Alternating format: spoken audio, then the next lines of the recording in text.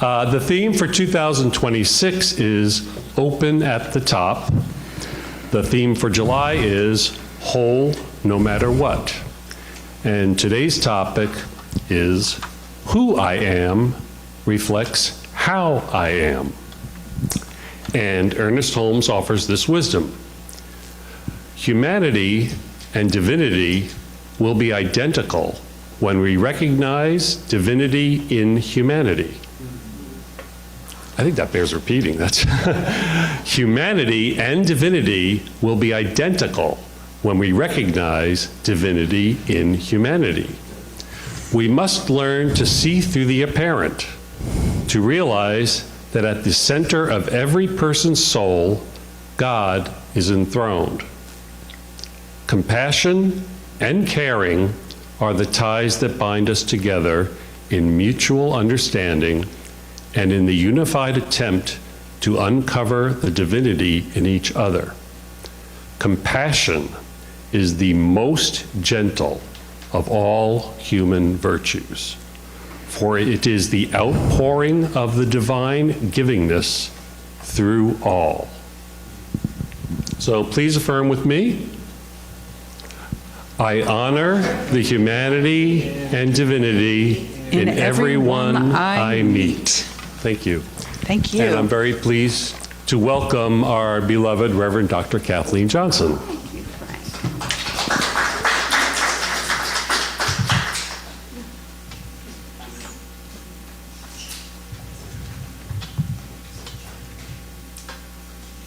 Whole no matter what. Is this turned on? Thank you. There we go. Whole no matter what. What a wonderful topic for this month. This idea of wholeness. And I want to begin by honoring the humanity and the divinity in 9-year-olds who are Bible wisdom masters. And here are some comments from some of them. The people who followed Jesus are the 12 decibels. Adam and Eve were created from an apple tree. Moses died before he reached Canada. Joshua led Hebrews in the Battle of Jericho. St. Paul taught holy acrimony, another name for marriage. Jesus was born, I love this one. Jesus was born in his mother's immaculate contraption.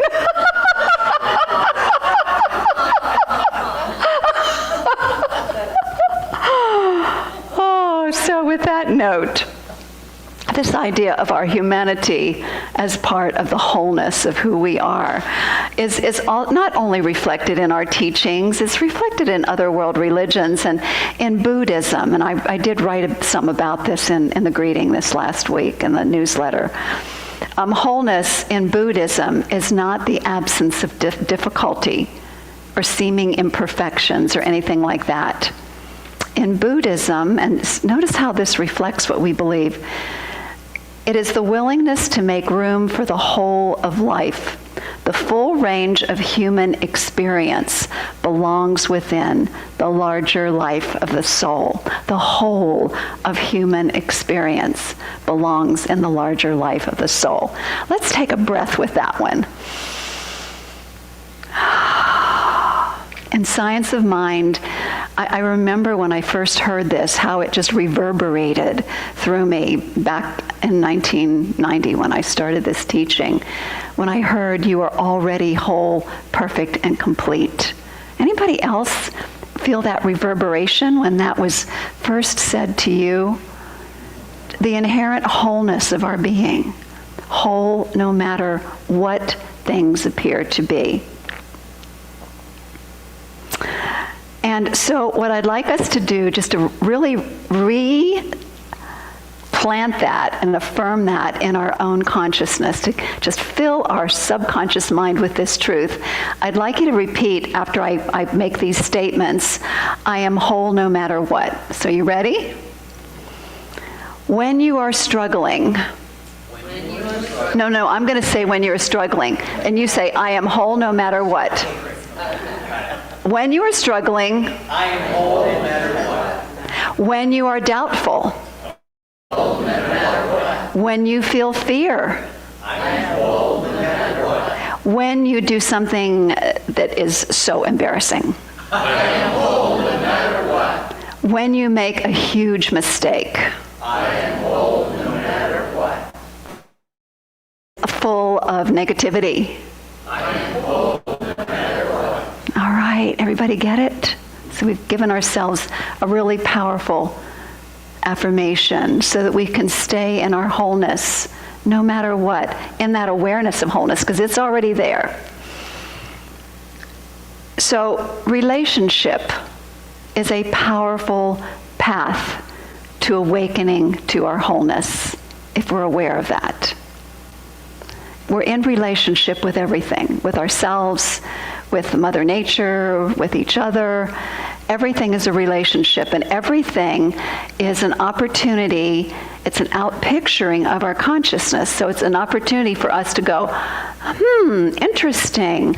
So this is what I'm believing about myself, because I'm believing it about nature. So that's where the inner work comes in, or the inner shifting, is continuously noticing, how am I seeing this situation? A really good example. This morning, I heard that the orange room, I don't know how many of you were down in the orange room, but the orange room was full of chairs like this, plus our blue chairs lined up all across the room. Our table was pushed, the big table pushed all the way against the cabinet where the food is. Anybody try to move that table? It's really, it takes multiple people to move it.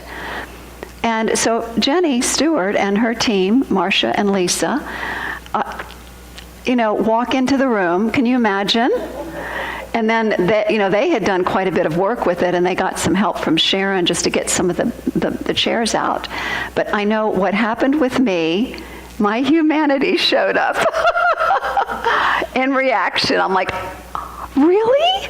This is really going on? They really left it like this for us to, I kind of went into my whole thing in my own head. And then when we were in the prayer circle, I remembered, oh yeah, Peggy had all of us contribute to the prayer. That's right, this is an appearance. This is another opportunity for me to see what's out picturing in my consciousness. My reaction was an opportunity for me to reclaim power from a belief that I had that things should be a certain way. Ability to reclaim my power from that pattern in the field of my consciousness, so that I could recenter and be present for you here today, without completely falling apart or having this dissonance going on in my field. So that's the beauty of life. This whole design of life on planet Earth, this particular incarnation that we are taking, is set up so that we can grow. You have glitches that take place that help us to notice what's going on in our subconscious mind so that we can shift it. So relationship is a mirror. It allows us to see what's going on inside and then to shift. And that's what spiritual mastery is to notice our reactions, and then shift back into alignment with truth. Let's breathe.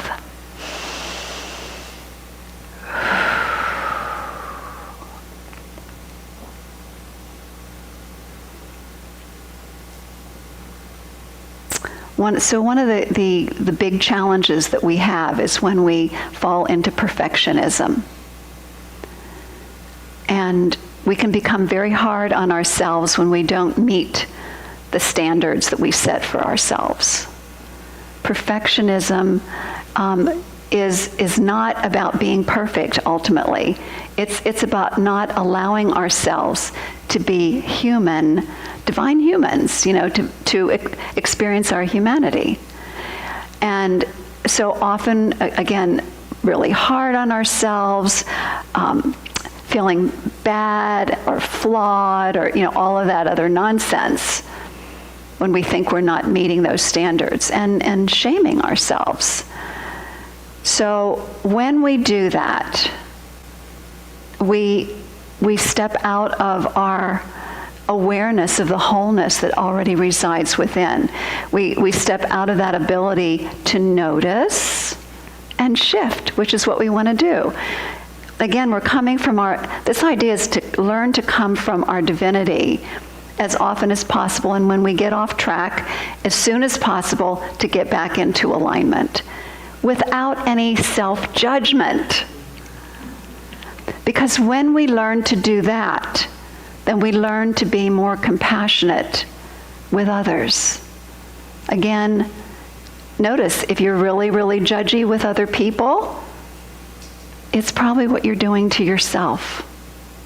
And so as we learn to be compassionate with self, we learn to be compassionate with others. And we walk through this journey. We walk each other home. We walk through this journey with grace, with love. So the beauty of these opportunities that we have is when we notice ourselves being hard on ourselves, what if instead of staying there, we claim and speak one of our qualities, one of our good qualities, one of the qualities that we like about ourselves, one of the character traits we like about ourselves. So if we do that, if we remind ourselves who we are, I'm good, I'm teachable, I'm willing to learn, I'm lovable, because all of us are ultimately lovable. As we remember those things about ourselves, what we do is we open our heart. We're able to admit our mistakes, like I did just a few moments ago. Admit our mistakes, learn from them, and then what that does, that creates more space for God to love us, for us to love ourselves, and for us to love others. Relationships are a mirror.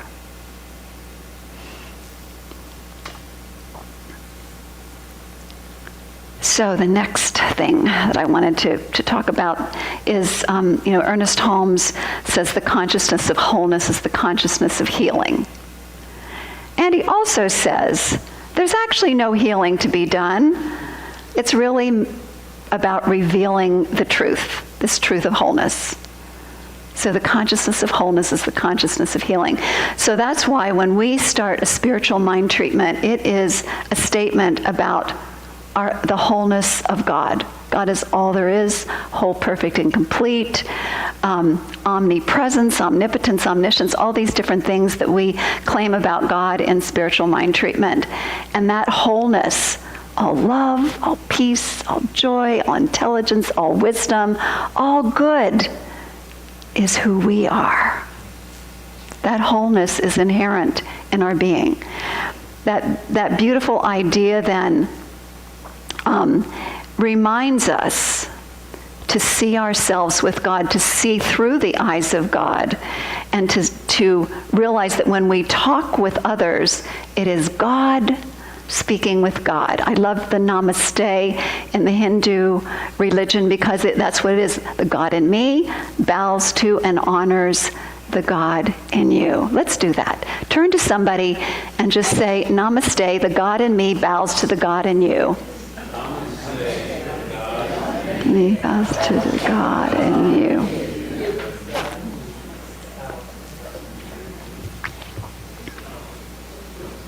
Revealing wholeness, acknowledging the divine in each other. It's all the same thing. So if we can clearly see God in others, we can become more skillful and authentic in our interactions and awaken to ways that allow us to truly and deeply connect with each other. And we can come out of automatic past reactions by expressing deep regret for our errors and to relate with compassion. So, yes, regretting. I was just reviewing some videos of Dr. David Hawkins, who wrote the book Power versus Force, just reviewing them online. And one of the things that he said was so powerful about, the importance of living in the present moment is feel deep regret for our errors. Feel it, allow ourselves to feel it, let it go, and move on. And then you can be in the now. That's really the principle of forgiveness. Forgiving ourselves, forgiving others, then coming back into the present moment. Let's breathe.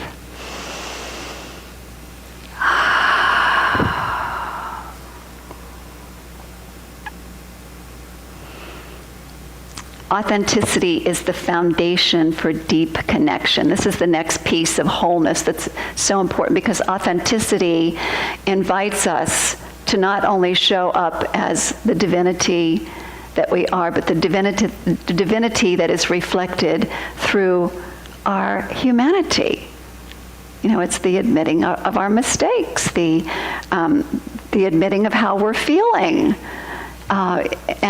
and as well as admitting that we are whole, perfect, and complete. It's like it's the whole entire landscape of our being that's important to bring forward with other people. Now, that doesn't mean that it's okay to say mean, horrible things to people. I'm not talking about that at all. But it's really coming forth with love and compassion for yourself and for others, living from that place and being willing to grow.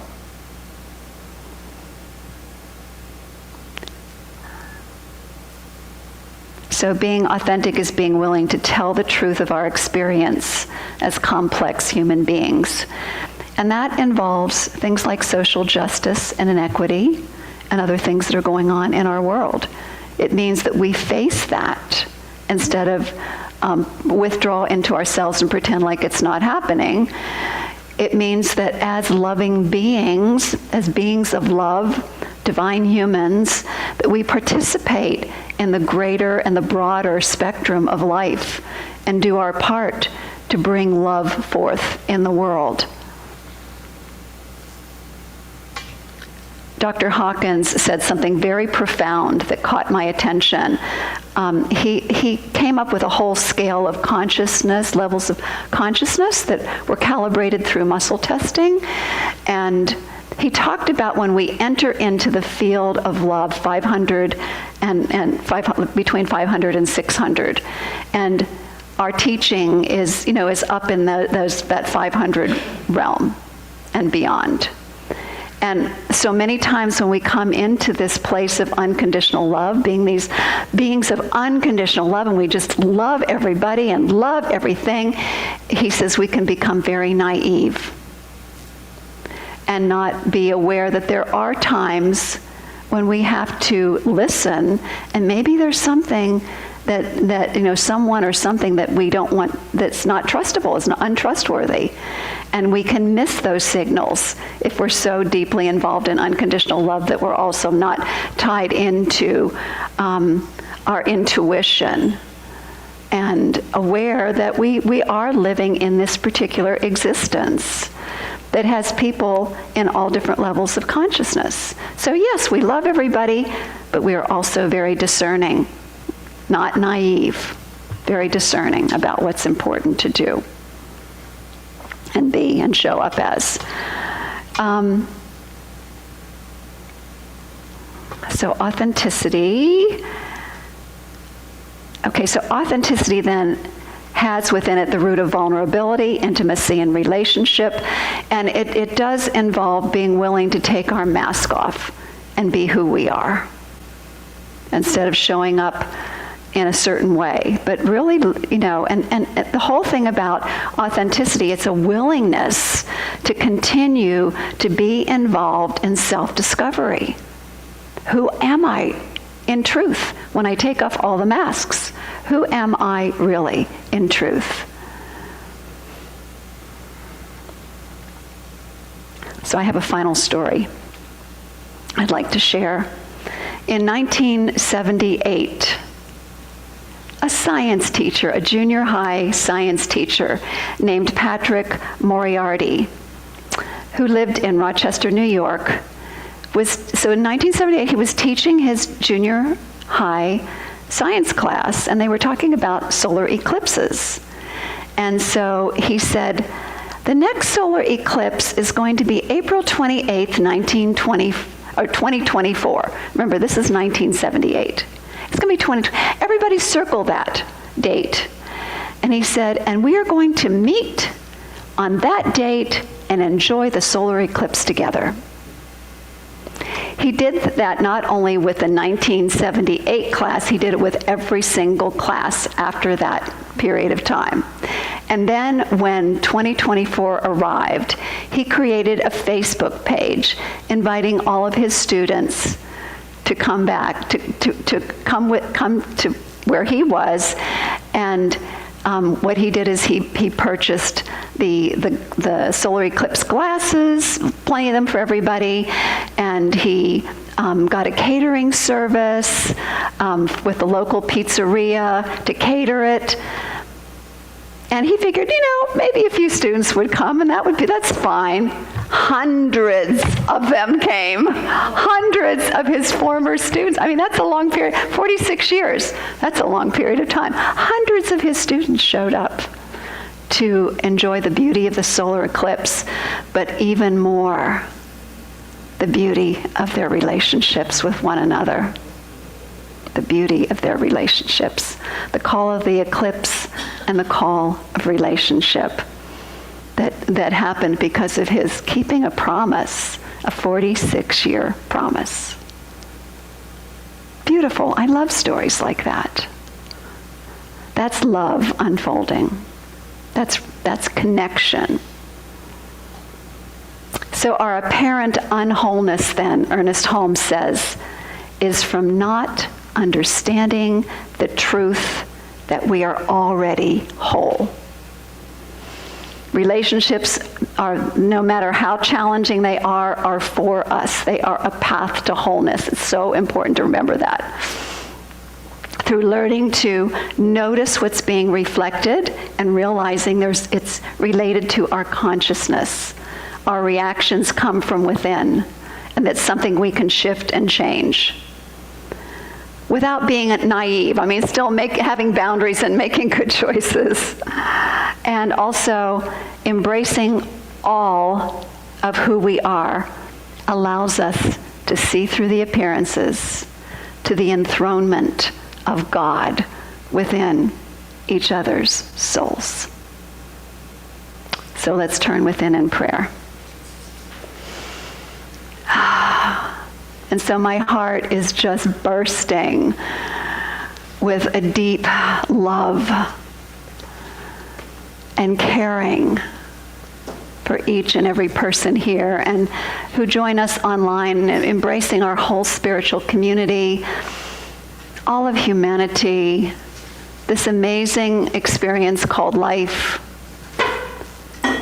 this universe, this beautiful presence of God that dwells within each one of us. Realizing it is just a beautiful awareness of wholeness. God is all there is. It's all God. Creator, creative medium, creation. All in all. God is all there is. And that wholeness, therefore, because this presence is indivisible, is everywhere in its wholeness. Right here where I am is the fullness of God, the wholeness of God. Right where everyone else is the fullness and the wholeness of God, as love, as peace, as joy, as good of every kind, intelligence, wisdom, humor. Just giving thanks for the humor of young children to uplift us and our own humor, our ability to enjoy this life. And so I embrace each and every relationship opportunity as an opportunity to step more fully into my divinity. And I also accept more fully every little time that I react. It's okay, it's all good, it's all part of the journey. And so it is with a heart wide open, receiving this good as made manifest, understanding we are participants in creation. This word is creation unfolding. I therefore give my thanks for this manifestation, this alignment with truth, and I release this word to the action of universal law. And so I know that it is done. I let it be, and I invite us to accept it with a powerful yes. And so it is. Thank you. And now, Sharon Thank you, Kathleen. and our beloved Spirit Band. Lovely. 2, 3.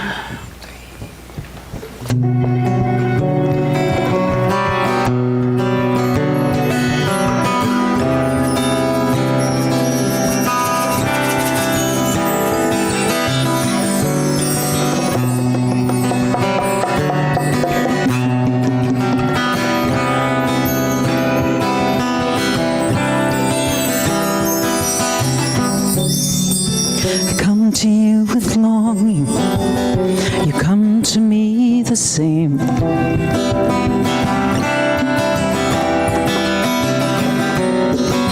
I come to you a song in my mouth. Let us praise each name. For everywhere I look, in every eye I see.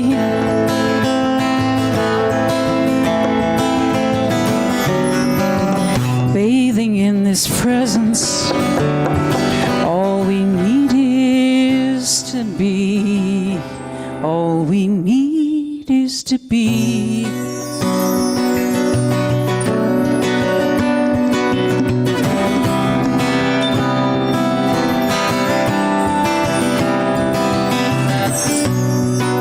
I come to you creating. I come to you a waking heart. I come to you a seeker. I come to break this fear apart.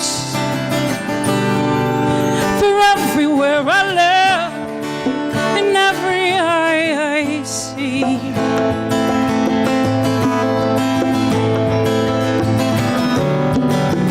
Bathing in this presence, all we need is to be. All we need is to be.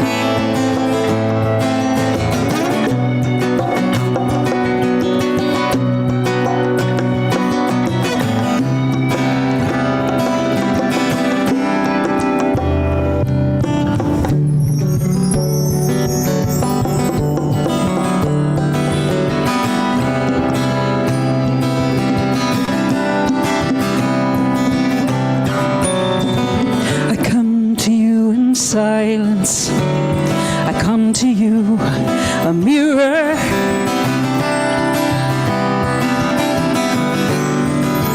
Open in this moment to the here and here and here. For everywhere I look, in every eye I see.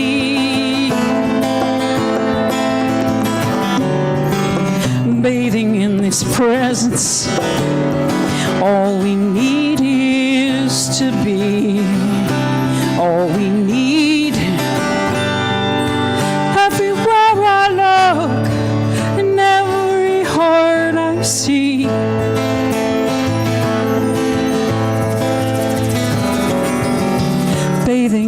His presence, all we need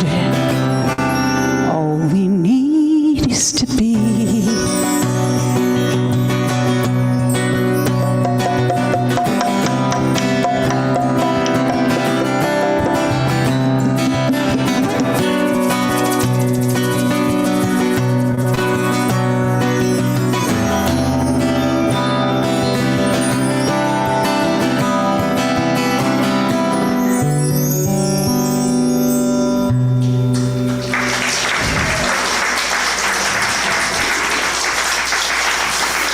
Sometimes the Spirit just fills me up so much, I'm like levitating off my chair. My guitar's going, ah! I love when that happens. Thank you for being here.